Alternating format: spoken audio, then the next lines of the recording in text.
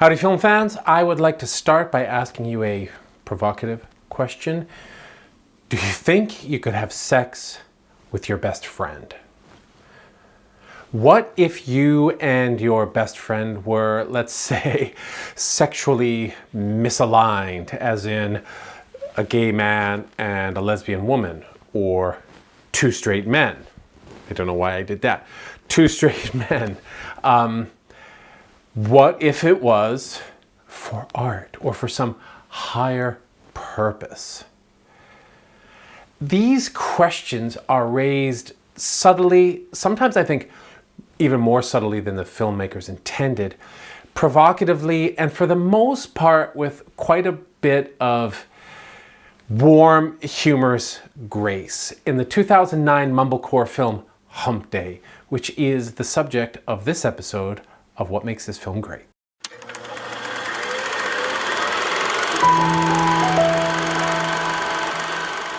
Hey film fans, I'd like to start by thanking all of you for your patience. It's been quite a while since I made a video. I had an incredibly intense and busy spring.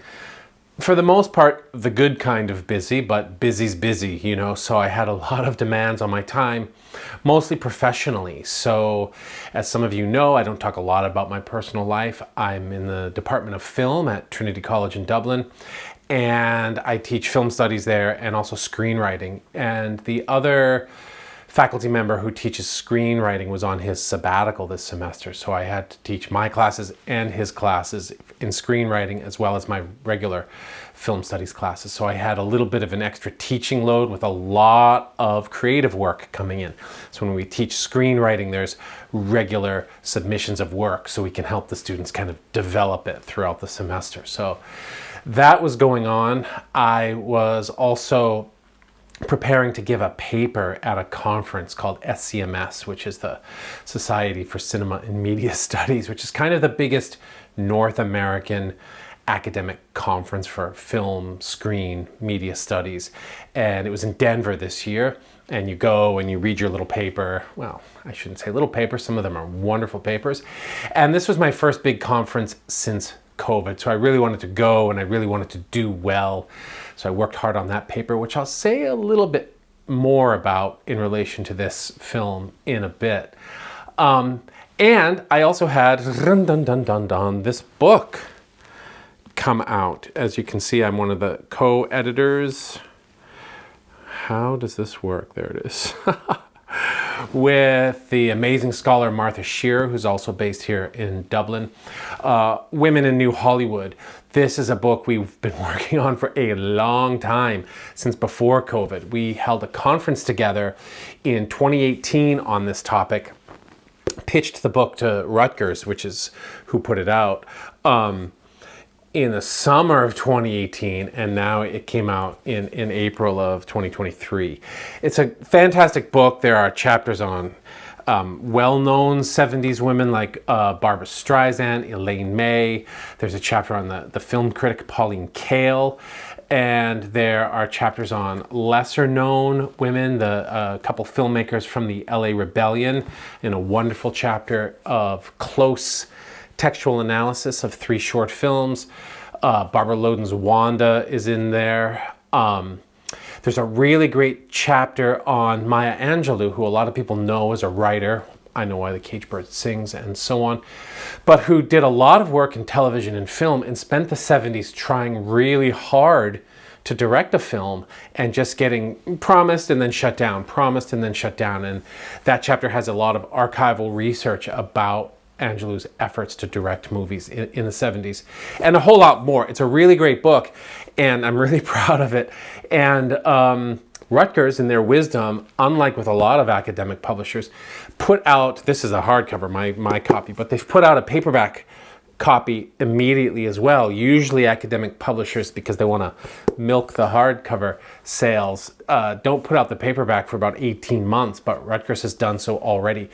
It's still expensive as far as paperback books go, but it's only about $30, I think, so it's not terribly expensive. So if you're interested in this era, which I've talked a lot about on the channel, obviously, this is a really good book that I think, obviously I'm biased, but that I think is going to, I don't know, maybe even become like a textbook or something. The writing in it, very little of which is mine actually. We just put together a great team of brilliant scholars. And there's history, there's writing about feminist theory in the 70s, there's formal analysis, there's historiography. There's just so much going on here. I think it's a really great book. So if you're at all interested in Hollywood in the 70s, including independent and outside of Hollywood, if you're interested in women filmmakers, including writers, editors, a fantastic chapter by Karen Perlman on the editing in the 1970s. It's just a wonderful book, and I, of course, highly recommend it. So that's what I've had going on, and I've really wanted to get to this film because I watched it a while ago, and it made me think thoughts. And what more great can you say about a film than that? It made me feel feels and think thoughts. So let's get into the film. Humpday is a 2009 film that was written and directed by Lynn Shelton. It has cinematography by Benjamin Kasulki, who worked with Shelton on almost all of her films. I think he shot all of her films except for her last two. And it features the editing of Nat Sanders and music by Vince Smith. Shelton is a key member of the Mumblecore era, and probably the most high-profile woman director of that era. Sadly, she passed away in 2020, and her story is really sad. You can go read about it. I won't get too much into it here. She came to filmmaking later in life, and she came, you know, as she discovered her artistic and filmmaking bent, or as she began to explore it more in her 40s. It just happened to coincide with the early days of this Mumblecore movement, and she became close friends with many of the members. Mark Duplass, who co-directed the last film I talked about, The Puffy Chair, stars in this film, and the Duplass brothers have done a lot of work since Shelton's passing to kind of keep her memory alive. And she, as a lot of people who come to arts late in life, had a very distinctive way of making films, and you know, she was very mature. It's like Hal Ashby, my guy Hal Ashby didn't make his first film till he was 40, direct his first film until he was 40. And so the sense of assurance that he already has in a film like The Landlord, and that Shelton already has in her early films, I think come out of that sort of maturity, that having spent their 20s and 30s living other lives, developing other experiences, developing a critical approach to story, narrative, and character that is just different from people who break in maybe in their 20s or early 30s. She passed away in her early 50s. It was a really aggressive form of leukemia. Most people around her didn't even know that she was ill. And it happened right in the early days of COVID. I remember this. There was some confusion about whether COVID played a role or not, but as far as I've been able to tell from researching it, it wasn't a COVID-related illness. It was leukemia, this rapid onset leukemia. And it was a shock to the film and television community. She directed scores of episodes of television and worked with a lot of big stars, even though she mostly kept her foot in the indie game when it came to filmmaking. She directed Keira Knightley, she directed Allison Janney, she directed on television Reese Witherspoon, and so on. And there was a huge outpouring of shock, disbelief, and grief when she passed away. And she had also recently, it's a little bit gray, been in a relationship with the sort of comic podcaster, actor Mark Maron, and they had worked together on Glow. Shelton directed episodes of Glow and film starring him as well. And his grief over the loss of this partner, they'd only really been in a relationship, a romantic relationship, for about a year, although they seemed to have connected and been attracted to each other creatively and so on for about 10 years. it was just kind of overwhelming. I didn't know her. I don't know very much about her beyond what I've just told you, but she seems to have been incredibly loved in not just the indie community, but the Hollywood community. So it was sad that her career was cut so short. As I mentioned, the film stars Mark Duplass. It also stars Joshua Leonard and Alicia Delmore. And the story is, on the one hand, quite simple, but because of the nature of the story, it carries a lot of complex subtext. When I said in the opener that it handled it subtly, maybe even more subtly than intended, I don't mean that as a slight against the filmmakers. I mean, the subject matter is, or has the potential to be, so heavy that of course there are going to be subtexts that different audiences are going to read into it. And some of the things that I've read into this film might not be the intention of the filmmakers, and I'll get into those in a few minutes. But simply, Ben and Anna, that's Duplass and Alicia Delmore, are married. They are a youngish couple, early mid-30s. They seem to have put their kind of youthful, not dreams necessarily, they've settled, right? They have good jobs, they've bought a house, and as the film opens, they're trying to get pregnant. And, you know, they're not living the sort of sexy, rebellious lives that maybe they once wished to have led.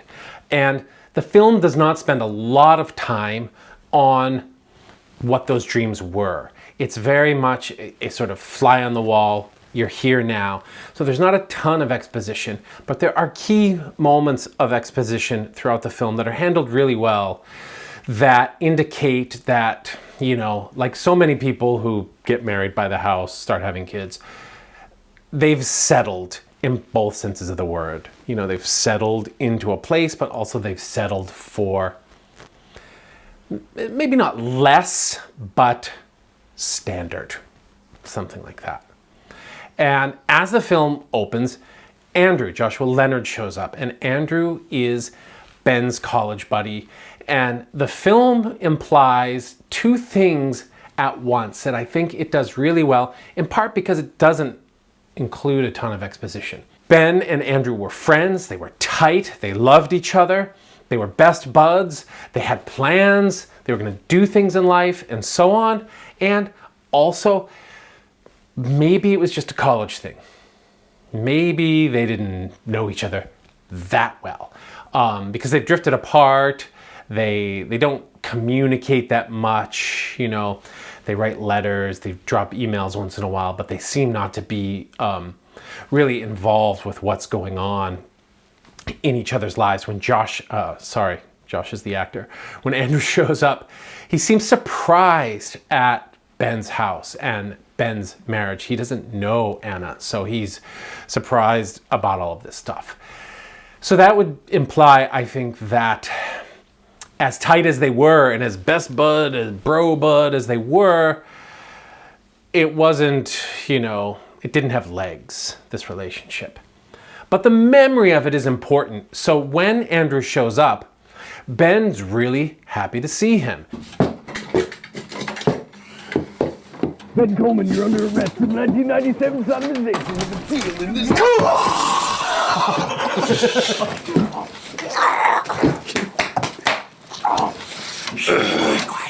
Fuck, that's right, you got a wife and you're still married. What are you doing, man? What can you do here, man? What the fuck is this? That's my gravitas. Unlike Ben and Anna, who have settled, who are not straight-laced, but straightish-laced-ish, Andrew has been trying to live the art dream. Most recently, he's been down in Mexico working on some sort of public installation project. It's run out of money, and he's come back to the States, in this case Seattle, to try to raise money to keep this project going. And that's what kicks off the whole story, and that's like the first less than 10 minutes of the film. And so Ben is like, yeah, you can stay with us, whatever you need, I want to help you out. They stay up and they catch up, and Anna's like, this is kind of weird that he showed up at 2 in the morning, but okay, cool. And then to get the plot in motion, Andrew is very gregarious. He thinks of himself as a kind of Kerouacian figure. He's growing the beard, Ben's shaved, he wears the kind of artsy, hippie, vagabond clothes, and he goes out and he meets these other artists, gets invited back to their house, and they live in this kind of pansexual artist community in this house where they have regular get-togethers. We have this incredible standing Friday night feast music. Okay. Dionysian. And I think she might like to try my fettuccine. So he calls up Ben and invites him over, and they're supposed to be having dinner with Anna, who's making her famous pork chops, but Ben gets enamored by this party as well. He's surprised when he finds out that the women who live in the house are a couple, but one of them, played by Lynn Shelton, is also across the room making out with Andrew. And so for Ben, this is like, you know, whatever he settled for, it wasn't this. So this is a window into something new. They end up blowing off the pork chops.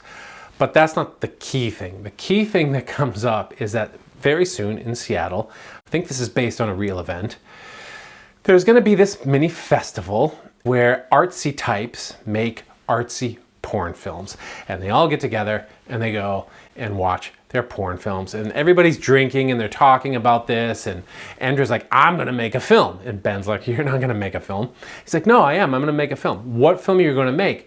And they have this quite interesting conversation, it doesn't last that long, where they talk about how in porn everything's already been done. Seriously, I feel like, you know, you go to Google, you go out and do a search for any kind of porn, it's been done. And if you're gonna do something like this, you have to do something unique. Otherwise, it's like, what the fuck? Who cares? Right? Totally.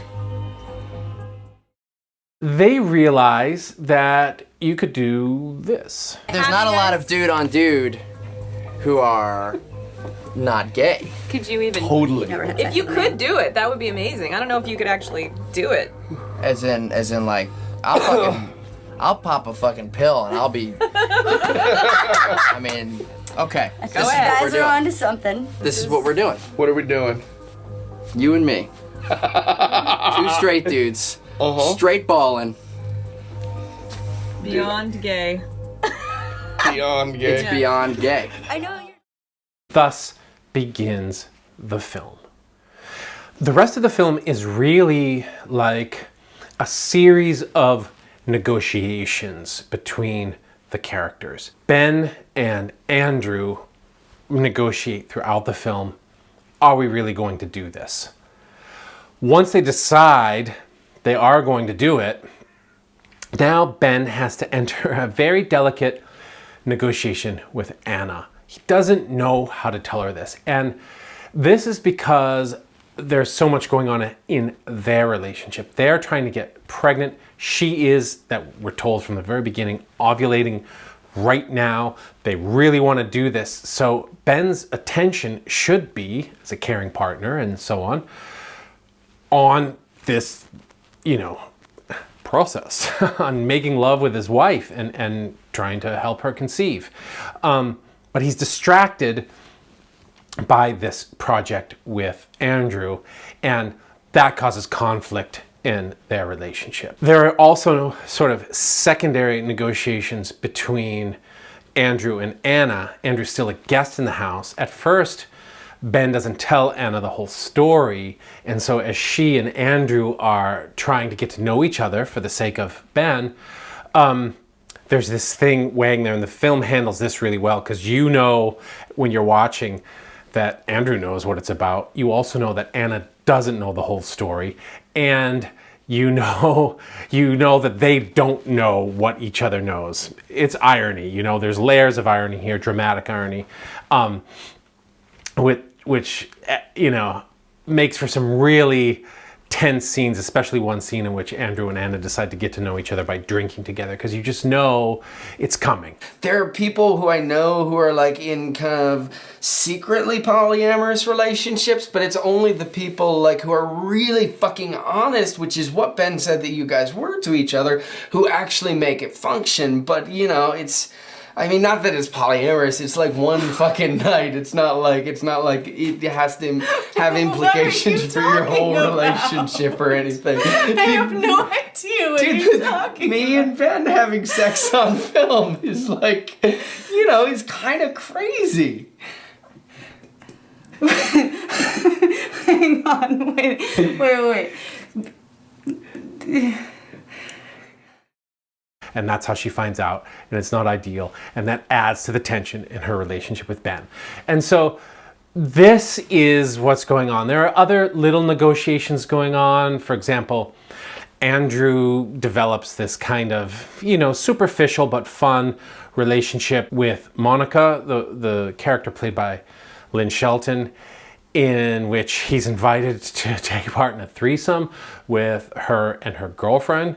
Yay! But can't go through with it because they have a penis-shaped dildo, and this threatens him somehow. It's another strength of the film that it doesn't get into, you know, it doesn't psychoanalyze how he's threatened. It just shows us through action and dialogue.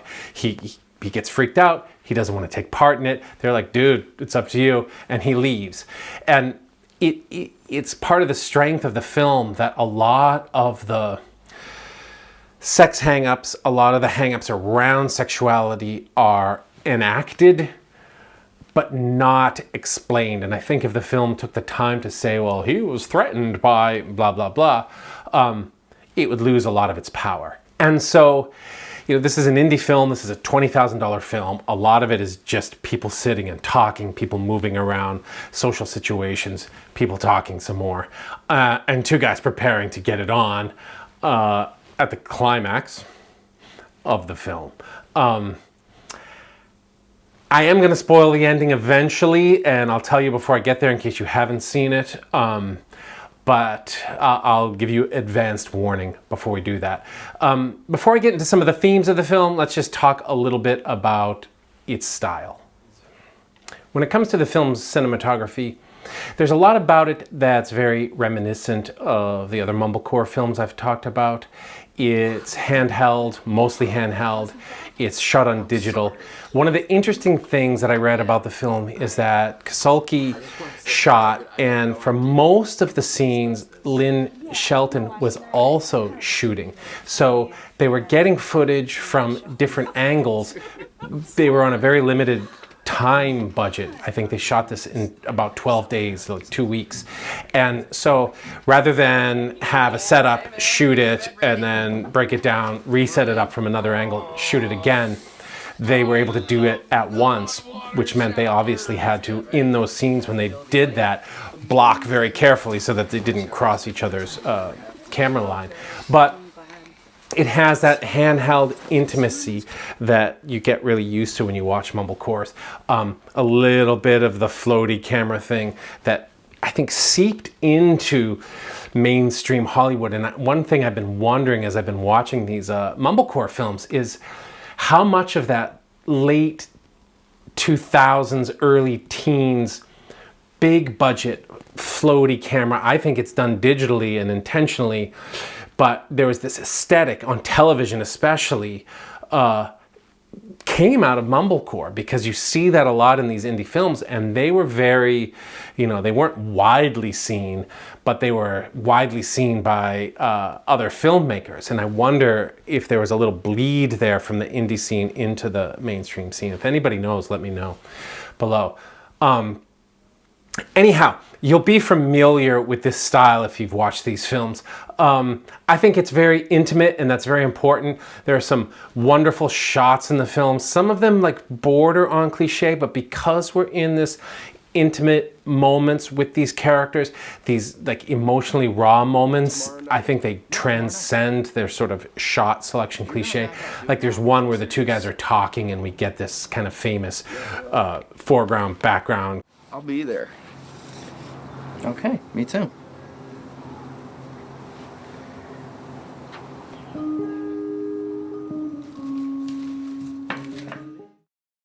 editing is also very fluid, in part because of the double camera work that went on, but there are some striking cuts as well.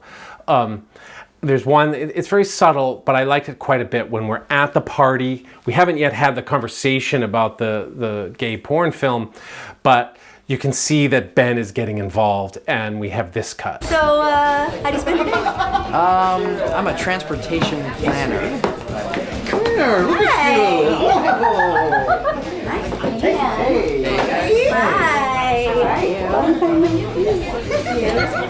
Hi. Quick phone call. Hi. And I'll be right.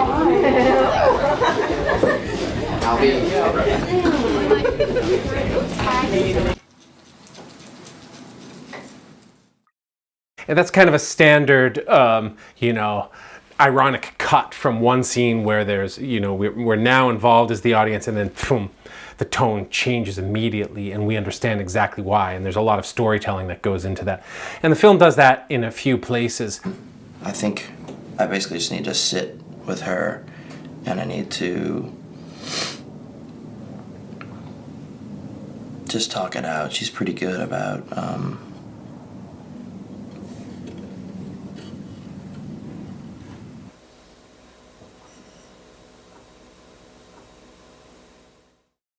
From a few of the things that I've read about the film, a lot of it was found in the editing, because a lot of the film is also improvised, and you get that sense as well, just as with Puffy Chair and just as with Funny Ha Ha, that these were actors and filmmakers who felt very comfortable with each other. Shelton wrote a script, but she allowed her performers to bring some improvisation to it as well.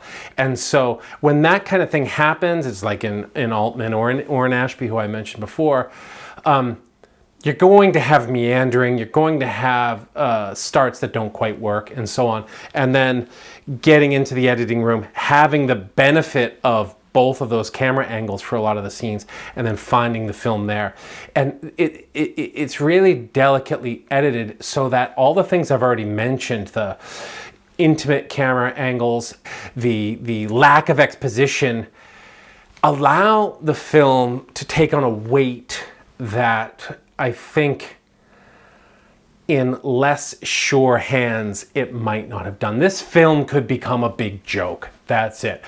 Oh, you're gonna fuck your best friend, and let's make fun of gender stereotypes.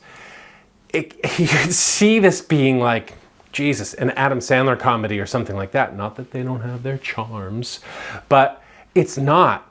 It's a very provocative and touching and tinged with darkness film that takes this topic seriously and takes the journey seriously that the men go on as they move closer to this possibility. And that, I think, is a reflection of its style as much as it is a good script and really good performances. It's the way the camera and the editing invite you into this intimacy and then let you sit there with these characters as they figure this out. And they're not just figuring out, are we going to do this? They're figuring out, each of them on their own, including Anna, what does it mean to me if this happens? What does it say about me if this happens? What does it mean to me or say about me if it doesn't happen? What if I'm the one who says no? What does that say about me? What if I'm not the one to push it to make it go? What does that say about me? So they're really like confronting themselves and who they are, who they think they are. And that's sort of the power of the film, because that's when you take something that's provocative like this, potentially provocative anyway, you don't just want it to become a joke. And that's what makes this film so strong. I mean, I was just completely absorbed, and also, you know, asking questions because it puts you in that situation. It makes you ask, as I asked you all at the top, what would you do? And that is a power that the film pulls off. And I think one of its strengths also is that it doesn't judge you, the viewer, for any of the potential answers you might give in response to that question. When you read about the film these days in retrospective, or it was written about a lot again after Shelton passed away, you'll see the term toxic masculinity used. I'm starting to have a hard time with this term, in part because it's a buzzword, and like any buzzword or a buzz term, it's overused. I want to be clear that I believe toxic masculinity exists, and that it's incredibly problematic and dangerous, and probably one of the things that's like screwing up the world. But I also think it gets overused a lot to describe something that's a little different, related but different. Shelton describes this film as a look at the way guys do incredibly dumb things in loving ways. And that for me is an in to one of the things that this does subtly, that may or may not have been an intention of the filmmakers, that's also related to new work that I'm doing and was part of that conference I went to. So I've become really interested in the last year and a half or so in the way that platonic male relationships are depicted on screen, in film or in television. Particularly the way that platonic male affection is depicted on screen. This could be between straight men, gay men, a straight man and a gay man. What is affection, and how do men engage in it? And this fascinates me right now. I've been doing a lot of work in feminist film theory and women's film history. And you always, when you're doing this as a man, you always run up against this question of like, how does this relate to me as a man, but also how does this relate to, you know, like men, to put it simply. And so I gave this paper about this show called Cougar Town, which is not the best show of all time, but it has this really interesting relationship between two straight men who love each other, Andy and Bobby. What I find fascinating about the show is that the show is not shy about depicting that relationship, and it doesn't judge that relationship. So there are very few kind of homophobic jokes about the two guys or their relationship. There's very little gay panic about the two guys. One of them's married. He's in a very happy relationship with his wife. The other one was once married and is now looking for female companionship. But they love each other and they're affectionate with each other. And it's not something that you see very often. And one of the reasons for that, I think, is a kind or a strain of toxic masculinity, and also just the kind of messed up ways that we think about affection in the world, or let's say in the Western or the post-European world. And that's that when you love somebody or when you are affectionate towards somebody, there has to be a sexual component. It's kind of like that scene from When Harry Met Sally. Harry. What? We are just going to be friends, okay? Great, friends. It's the best thing. You realize, of course, that we can never be friends. Why not? What I'm saying is, and this is not a come on in any way, shape, or form, is that men and women can't be friends because the sex part always gets in the way. That's not true. I have a number of men friends and there is no sex involved. No, you don't. Yes, I do. No, you don't. Yes, I You do. only think you do. You're saying I'm having sex with these men without my knowledge? No, what I'm saying is they all want to have sex with you. They do not. Do too. They do not. Do too. How do you know? Because no man can be friends with a woman that he finds attractive. He always wants to have sex with her. Men and women can't be friends because sex is always there. Is that true? A lot of people think so. But does it have to be true? Is it true because it's a cultural norm? Or does it have to be true for the biological imperative? That's an interesting question. And then take that to men. If two men are in an affectionate relationship with each other, does it have to be sexual? That's an interesting question, because that then brings in, and Shelton talks a lot about this when she talks about the making of the film, sexual identity. What is one's sexual identity?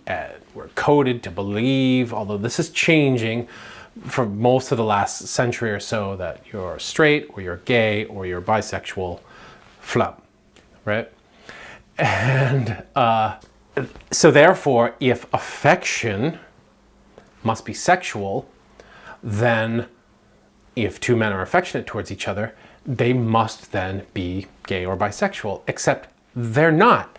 And Ben and Andrew discuss this. Dude, you're not gay. I don't think I'm gay. I just thought. No, I mean, you're pretty solidly not gay. I think the same thing about you too. I wish I was more gay. Now, you might ask, but it's not about affection because they're doing this as it's kind of a artsy dare.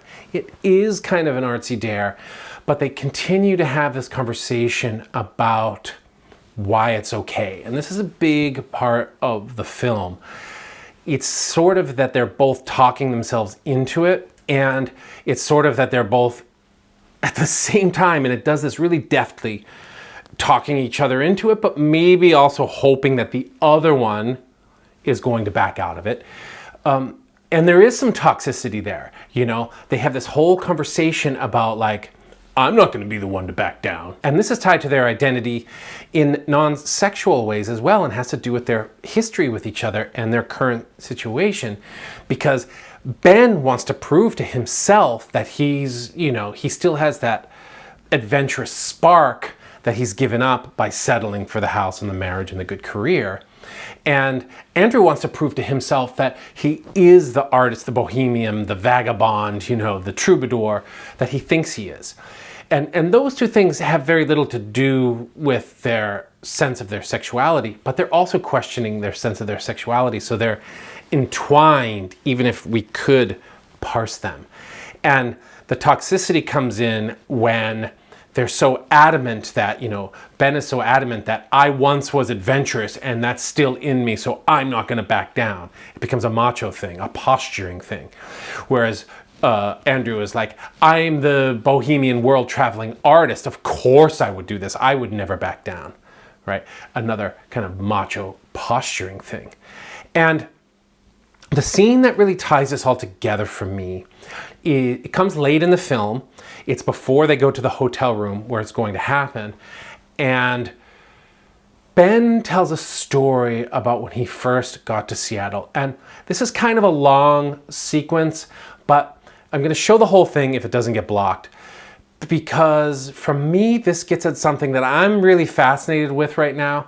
And I think the film wants it to be read one way, but I'm also reading it another way. Let's have a look. Can I tell you something I've never told anyone before? Yeah. When I first moved to Seattle, when I was 18, I was really lonely.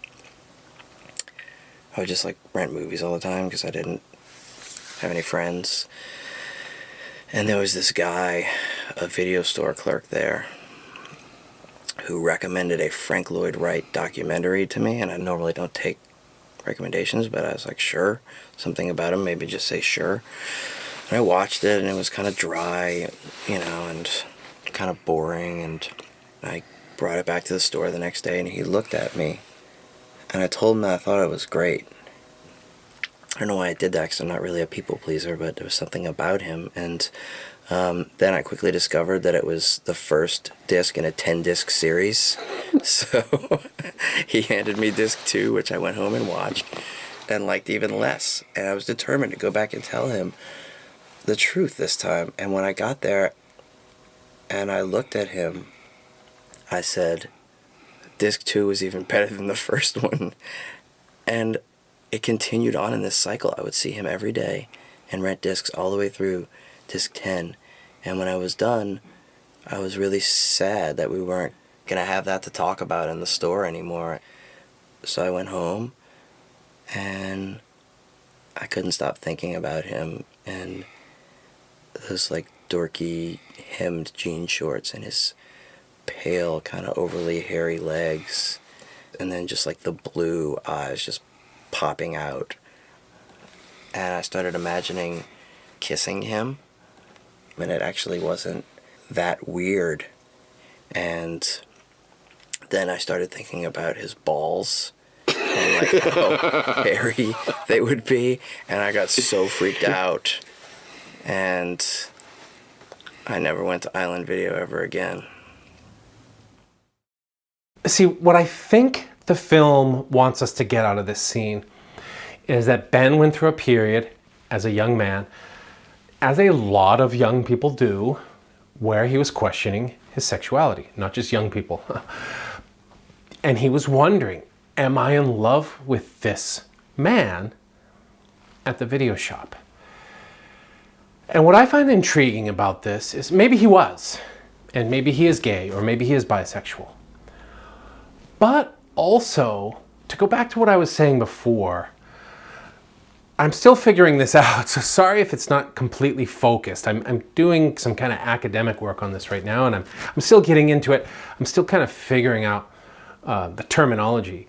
But I think that there is very little space in our culture and in our vocabulary to discuss platonic male affection, to discuss the feeling that you get when you meet a like-minded person, a person that you are like attracted to as an individual and want to spend time with, but may not be sexually attracted to. You know, does that possibility exist? And I think we kind of don't have a language for this. You know, we don't, especially when it comes to men. You know, even when you think about male-male and female-female relationships, the way that women and girls will often refer to their good friends as their girlfriends. I'm going out with my girlfriends tonight. In the way that no guy, few guys, let's say, would say that. I'm going out with my boyfriends tonight. You wouldn't. Like, you might say it to be provocative or whatever, but you would know that you were being provocative.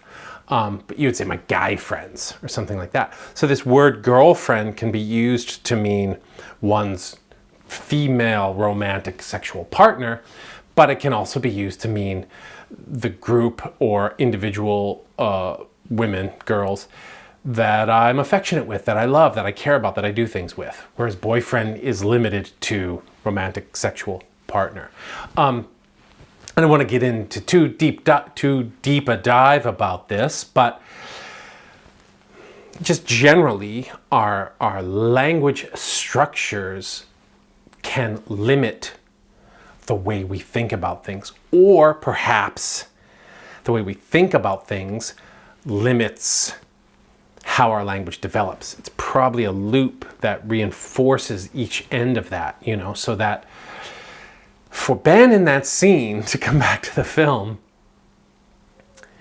he has no way to conceptualize the feelings that he has about that vid shop guy other than maybe I wanted to fuck him. Because other conceptualizations of that kind of attraction and affection are not available. So it puts him into a place of questioning his sexuality that maybe, I mean, maybe he should. I'm not saying people shouldn't question their sexuality at all. But maybe it's not a necessary step in engaging in that kind of relationship. And to me, I find this endlessly fascinating because I'm researching it right now. So when I got to that scene in the film, I was like, you're not gay. You just want to be friends with him. Again, maybe he is gay. I don't know. And he doesn't figure that out. He can't figure that out by the end of the film. They can't figure that out by the end of the film. Maybe Andrew does. And here I'm going to spoil the ending just a little bit. So if you don't want to know whether they do it or don't do it, just skip ahead to this point in the video and I'll be over spoiling the ending. It's coming. Here it comes. Okay. So they go to the hotel on that day. They set up the camera And it gets very awkward and very intense, and they both believe that they're going to do it, but I think they also both know that they aren't, and they don't. They try, they kiss, and it's very awkward for both of them. They decide to, let me back up a little, they decide to make the film, the porn film that they're gonna make, not just a porn film, but also a record of the experience, and they think that will be an interesting part of it. And so they're filming their conversation. They're filming their awkward discussion about, well, how do we do this? And so they film like, should we try to kiss? And they kiss. There's no sparks. They know there's not going to be sparks, but they're worried as men who are intending to engage in intercourse that if there are no sparks, there will be no erections, in which case they might not be able to engage in intercourse. And they talk about that, and what are they going to do about that? And then they decide to take their clothes off, and then they get into bed, and it's a little ambiguous. They have pillows over their groins, but they're wearing their underwear throughout. It becomes obvious. And they continue to have these conversations wherein they realize forcing ourselves to do this to prove that we are a certain type of person is not the kind of thing that we want to do. And they decide not to do it. And Ben realizes, I need to go fix things with Anna. You know, this has been a weird little tangent in my life that came at the worst possible time in my marriage. And that's what I need to be concentrating on right now. And he leaves, and then there's this nice moment at the end where Andrew watches the tape back and laughs. And he seems to come to, I think, the way I read it, is that he comes to some sort of realization about the power of this friendship and the lengths that Ben was almost willing to go for this friendship. And again, the film doesn't explain it, which I think is part of its power. That ending is quite ambiguous, and it could mean a lot of things. If you have a different reading, let me know in the comments. But I feel like Andrew at the end, Andrew's been having a hard time in the film. He tells us that his art career, he feels like a phony. He has imposter syndrome. He doesn't call that, but that's what he has. He feels like he never finishes anything that he starts, which is one of the reasons that he's convinced himself he's going to do this. And he blows into the film as this force of kind of artistic, poetic, on the road energy, and slowly deflates throughout the film. And as we get to this final scene where he's laughing at the footage, he seems to have turned a corner. And the film's not going to tell us what that corner is, but it's nice to see that, because it feels like in the film's runtime, his first real kind of moment of authenticity. And for all the stuff he's been saying about art and the power of art and on the road and what friendship means and what sex and sexuality are and all that sort of stuff, finally laughing at this intimate moment, even though it didn't end in sex, this intimate moment that he has with his friend feels real. Despite all of these things that the film does that I think are positive and thought-provoking, it is also examining a kind of toxicity, which I talked about earlier. Is it taking part in that toxicity? I can see this being a critique of the film. I can't help thinking, what exactly about two straight dudes having sex on camera is a great piece of art? I haven't read a lot of people making this critique, but is it engaging in a little bit of sort of gay tourism? And is it also maybe in depicting this copulatory event as so horrific or so potentially horrific or such a barrier to cross? Is it actually enacting a kind of homophobia? I'm not saying it is, but I could see those readings being made. It's very clear that to Ben and Andrew, regardless of how straight-laced or bohemian they are, this is serious. This is going to be difficult. This is something to like grapple with. And I think through most of the 20th century, that would be a given. And probably for the first 10 to 12, 14 years of this century, for most viewers, that would be a given. Maybe it still is. I think there's been such an explosion of thinking, discussion, new ideas about sex, sexuality, sexual identity in the last, I don't know, 6 or 8 years, that younger people watching this today could go, wow, that's really homophobic. It's not that big of a deal, guys. It doesn't mean anything. You're just having sex. Like Andrew's gonna hop into bed with the 2 women who he's just met who are in a relationship with each other. There's no big barrier there. You know, there is eventually when the dildo comes out, but just the act itself, he's like on board. But when there's a guy involved, all of a sudden, and I could see people reading that as homophobic. Lynn Shelton was out as a bisexual. I think the film is very, especially in its depiction of the lesbian and bisexual women and the sort of pansexual nature of the big party, I think is all handled really well and positively and you know, not in any way the subject of ridicule. And I don't think these 2 guys, I think Shelton means it when she looks at them and says, these guys are dummies, but they love each other. So I'm only raising it because it occurred to me that, like, for my students these days, people who are kind of 20 years old, who've grown up in these last 10 years, could look at this and go, man, why don't they just do it? What's the big deal? Is this movie a little homophobic? And like I said, I don't think it is, but there's a sliver of possibility there. And I'd also love to hear what people think about that. So this film really got me thinking about a lot of stuff. And I love Funny Ha Ha, you know, if you saw my review of that. And I love The Puffy Chair. But I feel like this film is on a whole other level. It's beautifully made on a minuscule budget, $20,000. Wow. Beautifully made, beautifully acted, shot, edited. And it's on the one hand, really thought-provoking and really kind of like pushing its take on sexuality into your face, but also in the way it holds back.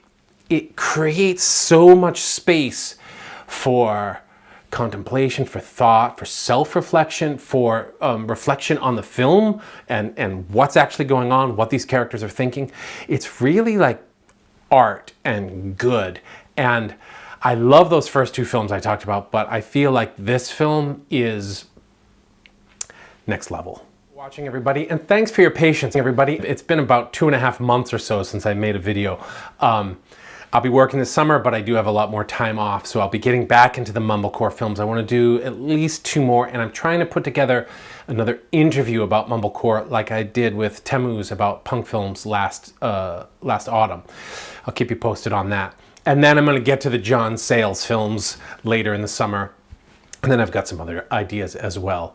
But I highly recommend Humpday. It's really good. It would make a great companion with another film I talked about last year, maybe 2 years ago now.